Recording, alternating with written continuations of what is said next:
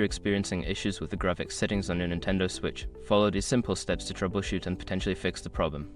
Step 1. Check system updates. Ensure your Nintendo Switch is running the latest system software.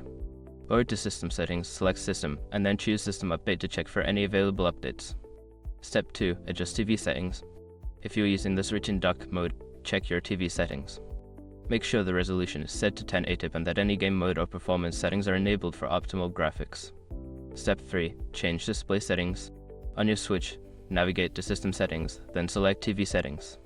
Here, you can adjust the TV resolution and enable or disable HDR if your TV supports it. Step 4. Restart the console. Sometimes a simple restart can resolve graphics issues. Hold down the power button until the power options appear, then select Restart to refresh the system. Step 5. Reset to factory settings. If all else fails, consider resetting your console to factory settings. Go to System Settings, select System, and then choose Formatting options. Be sure to back up your data before proceeding, as this will erase all saved data. By following these steps, you should be able to resolve any graphic settings issues on your Nintendo Switch. If problems persist, consider reaching out to Nintendo support for further assistance.